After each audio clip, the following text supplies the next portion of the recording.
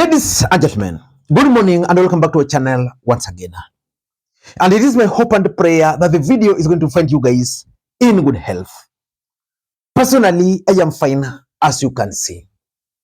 Kisumu is fantastic. And maybe you could also let me know where you are watching the video from. The county or the country, in case you are out of the republic. Ladies and gentlemen, there is something which I've consistently stated on this platform. That William Ruto is the easiest president to remove from office through the ballot in 2027. Because clearly, and from all indications, William Ruto has lost the narrative, which was the hustler narrative. He can no longer run using it. William Ruto has lost the mountain. William Ruto is not even guaranteed the support of Raila Odinga's strongholds. William Ruto is not even assured of the support of the church. Indeed, the church has dumped William Ruto. But one question has always lingered. Who can remove William Ruto from office? Several names have always been floated. Kalonzo Musyoka. But most Kenyans believe that Kalonzo Musyoka cannot remove William Ruto from office because he's not serious and maybe might not have enough resources. Then at some point there was the emergence or the name of Fred Matiang'i. Fred Matiang'i is laying the ground to run. And most people believe that if Matiang'i were to team up with say Kalonzo and saying Rigathi Gachagua, then they will easily remove William Ruto from office.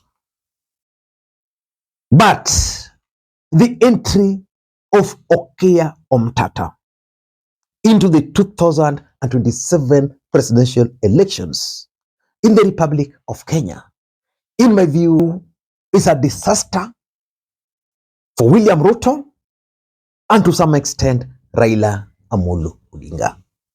So in this video, I want us to look at how the entry of Omtata is going to affect William Ruto's bid for re-election. Towards the end of last week, was it on Friday? Okiya Omtata, using his official Twitter handle, made a post, and in that post, he revealed that he's actually planning to run for the presidency of the Republic of Kenya. In this video, I want us to do that critical analysis.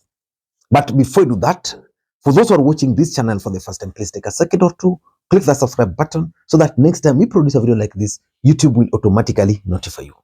And to the subscribers, I want to continue thanking you guys for your continued support. Because without that support, this channel cannot be where it is. Ladies and gentlemen, without further ado, allow me to dive in. But again, before I dive in, allow me to also take this opportunity to introduce you guys to LemFi.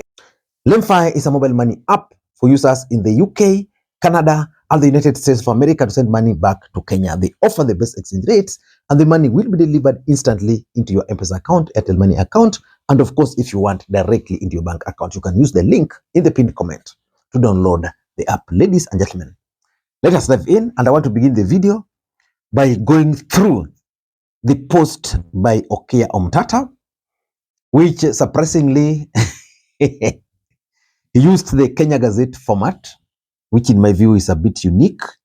By the time of doing this video, this post has already been viewed by over 700,000 Kenyans, and the comments are actually positive. For the last 2 days, Okiya Omtata has actually been trending on Twitter. Yesterday, at some point, he was actually trending at #1, which means his entry has excited Kenyans. Let me read for you what Okiya Omtata posted before we dive in. Okiya is saying, "We are at a pivotal moment in our nation's history, and the call to serve has never been more urgent. After careful consideration and consultations with trusted advisors, community leaders, and citizens from all walks of life, I am pleased to announce the formation of a presidential exploratory committee." So which means this committee is going to explore his bid. it proceeds, this committee will thoroughly assess the viability of my candidacy for the 2027 presidential elections.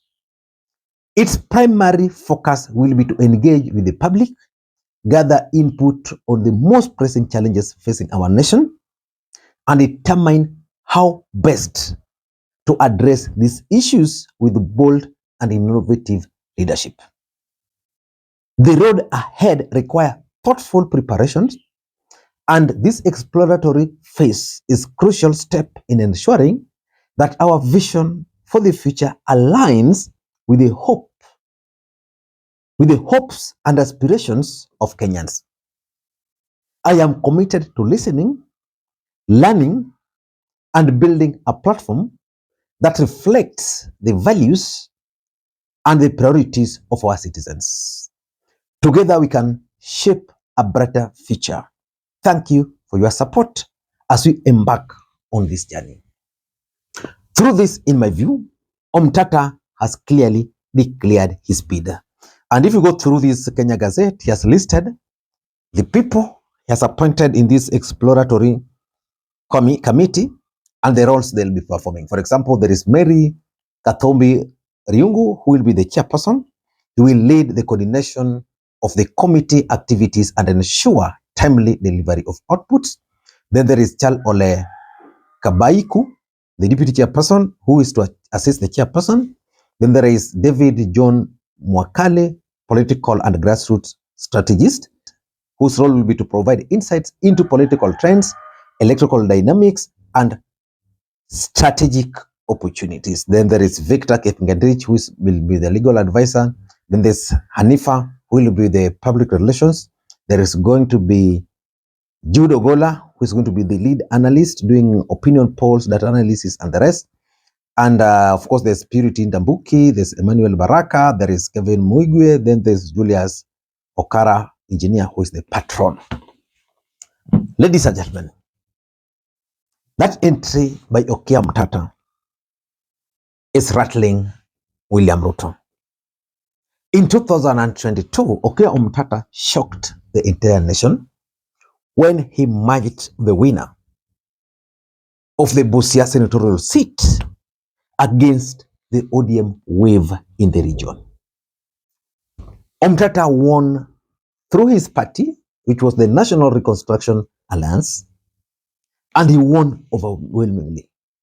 The people of Busia gave Omtata 171,000 votes, while the ODM candidate garnered only 59,000. So that was an overwhelming support by the people of Busia. As a matter of fact, it's only the people of Busia in the Republic of Kenya who are so proud of their senator. For example, my senator is Professor Tom Ojiana. I don't know, but I always just see him dishing out money in parliament. He's just supporting anything government. But Omtata is there for the people. So the biggest question is, how is his entry into the 2027 presidential election a disaster for William Ruto and Raila Odinga? Number one, Omtata provides a credible candidate. One of the biggest challenges has always been, who is the candidate who can remove William Ruto? So if Kenyans have been looking for the candidate who can change the trajectory of the nation, then Omtata has now offered himself. At the moment, majority of Kenyans are desirous of change. You talk of Matiang'i, he has dirty closets. You talk of Raila, he has not tented himself. You talk of Kalonzo Musyoka. So I think of all the candidates, Okiya Omtata offers a candidate with the best credibility. So Kenyans will now not have an excuse that, So Omtata is there. Number two, Omtata also fits into the Kenyan desire for change. As we speak now, there is need for change in Kenya. Those who voted for William Ruto in 2022 for the presidency thought that William Ruto was going to bring some change. He was going to do away with the dynasty, and even he was going to do away with the old ways of doing things. But from indications, majority of Kenyans are actually disappointed with William Ruto. So which means now they want to try someone who is tried and tested. Omtata is tried and tested. Number 3, Omtata can actually successfully lock the Luhya nation. In 2022, the Luhya nation voted for Raila Odinga, some voted for William Ruto. In 2027, Raila Odinga might not be on the ballot. I keep on telling you this. Raila Odinga might not be on the ballot in 2027. So which means the Luhya nation will not have a presidential candidate because even Musalia Mudavadi will not be on the ballot.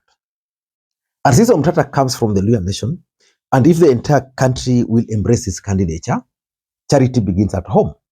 The Luhya nation can easily rally around Okiya Omtata's candidature if they see potential in that candidacy. And that is a big headache for William Ruto, because for William Ruto, the mountain is already gone. His hopes now lies with Nyanza and the Luhya nation. So it's a big threat for him. Number 4 is something which Kalonzo Musyoka has always lacked: the grassroots support. I can assure you that Omtata can easily attract grassroots leaders pro bono to his side. Unlike Kalonzo Musyoka, there are so many people who once changed the Republic of Kenya and they're spread across the country. Currently, they don't see, especially after Raila started working with Ruto. So Omtata can easily attract those grassroots leaders to his side. People who will be volunteering their services to him, volunteering to be agents, volunteering to be his campaigners, but volunteering to be his mobilizers on the ground. He can easily do that. And as long as that can happen, William Ruto will be in trouble. And lastly, there is also this Gen Z factor in 2027 general election. You see, for a very long time, most Kenyans thought that the young generation in the Republic of Kenya were politically unaware, that they were not bothered about the political happenings in the Republic of Kenya. And of course, there has always been the middle class, the people who always sit on their sofa set over the weekend, watching TVs and movies.